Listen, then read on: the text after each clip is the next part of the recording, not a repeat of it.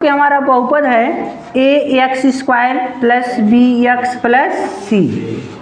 ठीक है, यह आपका फार्मूला हो रहा है। तो आप इससे इतना जान लीजिएगा कि इनके हम लिखते हैं बहुपद बहुपद बहुपद बहुपद इतना के दो मूल मूल दो मूल। अब मूल कहो चाहे हई कहो, क्या कहो, या शून्य शून्य। ठीक है, बहुपद A X square plus B X plus C के दो मूल या शून्य क्या है, अल्फा अल्फा और बीटा है, अल्फा और बीटा है। तो देखो एक नाम है अल्फा और इसका नाम है बीटा। तभी अभी इसके पहलवा हम द्विघात जो बहुपद था उसका गुणनखंड किए थे तो यक्स के दो मान मिला था ना। तो ये समझ लो कि इसको जब हम हल करेंगे तो इसमें यक्स का मान मिलेगा अल्फा और बीटा। ठीक है, तो अब आ जाओ, फार्मूला ये कहता है कि अगर शून्यकों का योग निकालते हैं, शून्यकों का योग, शून्यकों का योग। ठीक है, तो फार्मूला हो जाएगा माइनस यक्स का गुणांक बट्टे एक्स स्क्वायर का गुणांक, एक्स का गुणांक बट्टे एक्स स्क्वायर का गुणांक। अब बताओ शून्यक हम क्या माने हैं भाई, देखो शून्यक लिखे हैं ना, क्या माननी है, अल्फा और बीटा, अल्फा और बीटा। तो इनके जगह यहीं पर लिखे के बाद अल्फा और बीटा, लेकिन योग न है। तो योग कब हुई है, जब इनके बीच में प्लस लग गई है, जोड़ेंगे तब ना योग होता है। तो अल्फा और बीटा बराबर देखो माइनस यक्स का गुणांक। तो हमें देखो यक्स कहाँ है भाई, यक्स के संगे कौन नंबर है जो गुणा किया है, यक्स के संगे बी है, यक्स के संगे क्या है, बी है। तो यहाँ लिख देना है बी बट एक्स स्क्वायर। तो एक्स स्क्वायर इसमें ढूंढो कहाँ है, यहाँ है। आ इनके संगे के गुणा के लिए बने ए, तो बट्टे में लिख देना है ए। यहाँ देखो एक्स का गुणांक बी, एक्स स्क्वायर का गुणांक ए। तो ये आपका फार्मूला बन गया अल्फा प्लस बीटा बराबर माइनस बी बाई ए। आपसे कोई पूछे शून्यकों का योगफल के सूत्र बताओ या मूलों के योगफल के सूत्र बताओ, तो आप कहोगे alpha plus beta equal to minus B by A. ठीक है, अब अगर कोई कहता है शून्यकों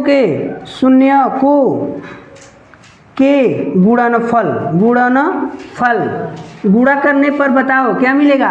यहाँ लिखते हैं अचर पद, यहाँ लिखना है अचर पद बट्टे एक्स स्क्वायर का गुणांक, अचर पद बट्टे एक्स स्क्वायर का गुणांक।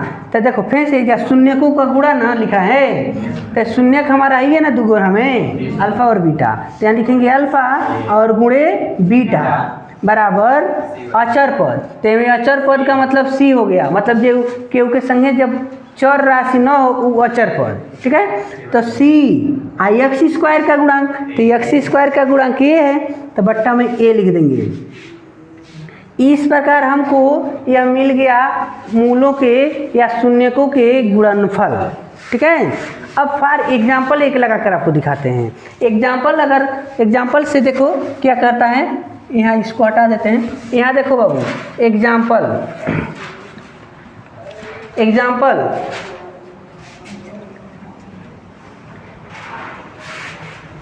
एग्जाम्पल कहता है x square plus 7x plus 10, x square plus 7x plus 10 के शून्यकों का योगफल और गुणनफल ज्ञात करो। ठीक है, तो यहाँ पर आ जाओ भाई, जब तुमको ऐसा प्रश्न मिल जाए और कहे कि योगफल और गुणनफल ज्ञात करो, तो बिना केहू से पूछ ले जो प्रश्नवा दिया है ओकर नमवा लिख देना समीकरण 1 का नाम देखो 1 समीकरण, और फार्मूला ये समझ लो है फार्मूला है। ठीक है, तो एहू के लिख लेना नीचवा A X square plus B X plus C, एक नाम देना समीकरण नंबर 2। ठीक है, इतना कर लिए। अब बिना केहू से पूछ ले, ये बताओ एमे एक्स स्क्वायर के संगे समीकरण 1 2 से, अब बताओ एक्स स्क्वायर के संगे ए है ना, तो पहला में एक्स स्क्वायर के संगे के बने, एक्स स्क्वायर के संगे क्यों नहीं थे तो एक बने, के बा ए, तो का मतलब ए का मान ए। अब आओ इस वाले लाइन में एक्स के संगे बी है, एक्स के साथ बी है, तो हमारा जो प्रश्न था उसमें एक्स के साथ, अब बताओ इसमें कांस्टेंट नंबर सी है, तो इसमें कांस्टेंट नंबर 10 है। ऐसे आपको पहले ए बी सी का मान निकालना होगा। ठीक है, पर अभी यहीं पर एक और मान निकाल कर देख लेते हैं भाई। दूसरा मान लो 2x² + 5x + 7 ऐसे आपको दे दिया और कहता है शून्यक पहले पता करो, शून्यकों का योगफल निकालो, शून्यकों का गुणनफल निकालो। तो बिना केहू से पूछले बाबू इनका नाम दी है 1। ठीक है, मौसी की यहाँ से ना ही मतलब फार्मूला लिख लेना, ax² + bx + c, इनका नाम देना 2। ठीक है, अब बताओ ए का मान क्या है, 1 2 से समीकरण 1 और 2 में देखना है। तो ए x² के संगे ए, तो ए में x² संगे 2, तो ए का मान 2 हो गया। ठीक है, अब बताओ इसमें b है ना, तो इसमें क्या है 5, इसमें c है ना, तो इसमें 7, ऐसे निकल गया। तो ए बी सी के मान आपको ऐसे कंपेयर कर लेना, तुलना कर लेना है। अब उसके बाद हम प्रश्नों को सॉल्व करेंगे। ठीक है, कैसे सॉल्व करेंगे, चलो इसमें से एक हम हटा देते हैं। देखो इनका हम शून्यकों का योगफल निकालेंगे, तो आप पाओ बाबू सूत्र लिख लो, मूलों का योग, मूलों का योग या शून्यकों का योग। तो सूत्र अभी यहाँ लिखा गया ना, अल्फा प्लस बीटा बराबर -b/, तो यहाँ लिखोगे अल्फा प्लस बीटा बराबर -b/, तो अल्फा प्लस बीटा बराबर ये बताओ माइनस आ बी के मान में से देख के बताओ ना, तो बहुत बढ़िया 7 आ ए के मान 1, तो अल्फा प्लस बीटा का मान अब नीचे के लिखे जाए, छोड़ दोगे खाली ऐसे हो गई -7। अगर कहता है मूलों का गुणनफल, मूलों का गुणनफल, तो फार्मूला देखो बाबू, यहाँ है अल्फा गुणे बीटा है ना, तो अल्फा गुणे बीटा बराबर c/a, तो यहाँ लिखना है अल्फा गुणे बीटा बराबर c/a, तो अल्फा गुणे बीटा बराबर c का मान ए में बने 10, अब बट्टे ए का मान 1, तो आप लिख देंगे अल्फा बीटा का मान 10 हो गई। आपको ऐसे वैल्यू निकाल लेना है। आपको शक है, अगर शक हो कि अगर इसका हम मूल निकालते और उनके जोड़ते तो क्या -7 मिलता कि नहीं मिलता, तभी वो हम दिखा दें। चलो उसको भी दिखा देते हैं। तो देखिए अभी यहाँ पर निकाला गया अल्फा प्लस बीटा का मान -7 और अल्फा इंटू बीटा का मान 10 मिला है। मतलब अगर हम इसके जो ये नंबर दिया गया है, बहुपद दिए गए, अगर इनके हम शून्यक निकालते और उनको जोड़ते तो क्या हमको यही नंबर मिलेगा कि नहीं मिलेगा, या उन शून्यकों का गुणा करेंगे तो 10 मिलेगा कि नहीं मिलेगा। चलो इसका हम जांच करते हैं। तो उसके लिए इसको हम हटा देते हैं, मिटा देते हैं। ठीक है, तो यहाँ देखिए हम उनका गुणनखंड करेंगे, x² + 7 x + 10। तो यहाँ पर देखो 1 है ना, आगे नंबर नहीं है, तो 1 का गुणा 10 में करोगे अंतिम वाले नंबर से तो 10 ही होगा। तो बीच वाले को हम ऐसे 2 भागों में बांटेंगे कि गुणा कर दें तो 10 हो जाए और जोड़ लें तो 7 हो जाए। तो 5 के पहाड़ा 2 ही बार पढ़ेंगे, 2 ही बार पढ़ेंगे। तो यहाँ 5 + 2 ऐसे कोष्टकों में लिख लेना है, आप बगलिया में यक्षवा को लिख देना है, और 10 ठीक है। तो देखो जब कोष्टकवा टूटेगा तो ही मान लो जैसे पानी, अगर मान लो पॉलिथीन में ऐसे कुछ रख दो, आप पानी में डुबो दो, आप पनिया पॉलिथीनवा जब फटेगा तो पनिया घुस जाएगा ना अंदर, तो ऐसे ही कोष्टकवा हटेगा तो ही दोनों के से सट जाएगा, मतलब 5x और 2x हो जाएगी। आई 10 2 एक संगे 2 एक संगे आई दोनों में से देखो यहाँ 5 है तो इजा 5 नहीं ना है, लेकिन इजा x है और एहुजा x है, तो x कॉमन कर देंगे तो इजा से एगो x बच जाइए और यहाँ 5। अब देखो ब्रैकेट में यहाँ 2 है तो 2 के पहाड़ा पढ़ते हैं, तो हम रात पढ़े थे पहाड़ा, यहाँ 2 के पहाड़ा पढ़नी तो 10 आ गई है 5 बार। तो देखो 2 कॉमन कर लेंगे, है 5 आ प्लस है 5, तो 2 ये बचे 10, तो 10 की जगह पर 5, ठीक है। अब देखो है x प्लस 5 है, तो x प्लस 5 एक को कोष्टकवा लिख लो, है दोनों कोष्टकवा एक जैसा है ना, तो दोनों में से एक कोष्टकवा लिख लो, आ इनसे सट के एक को हाथ छोड़ना मत, इनके सट के अपन कोष्टक बनाओ, आ इनके आगे जेबा उनके पकड़ के लाओ, आ इनके आगे जेबा उनको पकड़ के लाओ, रख लो, कोष्टक हो गया, गुणनखंड हो गया, शून्यक निकल जाएगा। कैसे?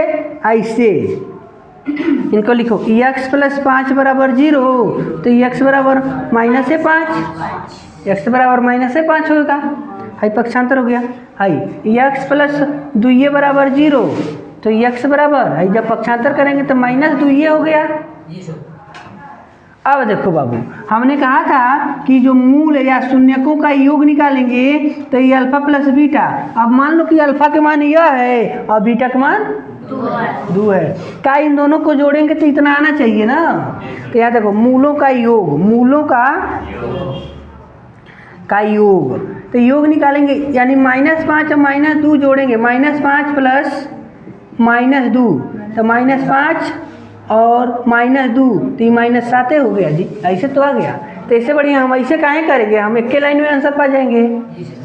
गुणनफल अगर निकालते हैं, गुणनफल तो क्या होता है, अल्फा गुणे बीटा बराबर 10 आया है ना, तो इन्हीं नंबर का गुणा करो ना, -5 गुणे -2, तो 5 2 है 10, और माइनस का माइनस में प्लस, तो देखो इतना नंबर आ गया।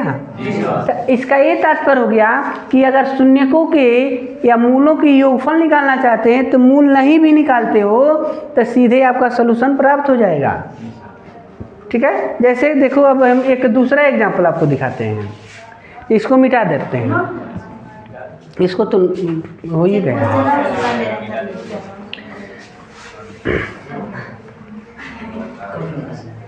यह नोट हुआ है ना।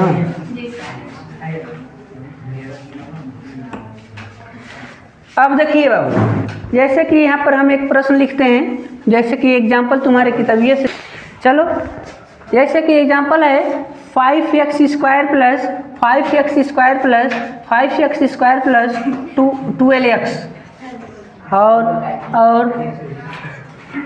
प्लस 7, ठीक है। इनके मूलों का योग निकालना है और मूलों का गुणनफल निकालना है। तो बिना केहू से पूछले कहले रहनी है कि बिना केहू से पूछले 1 बना दिया, बिना केहू के देखले ax² plus bx plus c 2 लिख लेना है, ठीक है। तो यहाँ देखो अब तुलना कर लो भाई, तुलना मतलब इनके देख के ही ना है, इनके देख के ही ना है, ठीक है।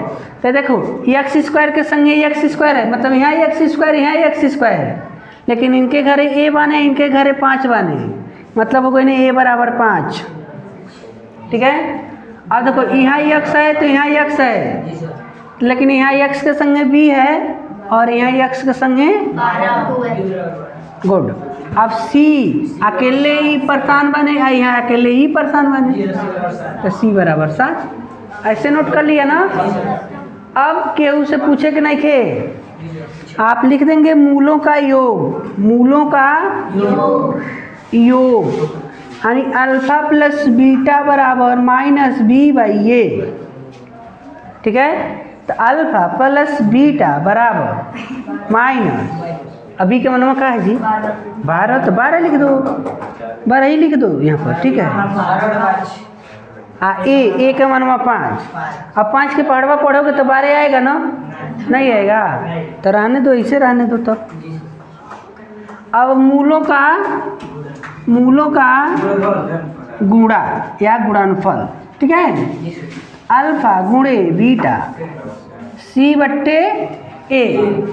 तो क्या लिखना है भाई, अल्फा बीटा के मानोगे ने सी फार 7, देखो यहाँ 7 ए फार 5 के पढ़ा पढ़ोगे तो 7 ही है, तो ऐसे रहने दो। तो ठीक है, तो ये तुम्हारे लिए बाबू जे हमारे मोबाइलों में देखा था ना, उनके खातिर होमवर्क है, और आंसर तुम बताना कमेंट कर करके, ठीक है। हम लिख रहे हैं 2x² + 5x + 12 तो लिख दिए हैं बाबू, 18 लिख लो, ठीक है। दूसरा लिख लेते हैं 5x² + 9x + 13, तीसरा लिख लो 9x² - 2x + 14, अगला लिख लो 12x² + 44x + 50, अगला लिख लो 9x² + 9x + 81। ये तुम्हारा खातिर होमवर्क हवे।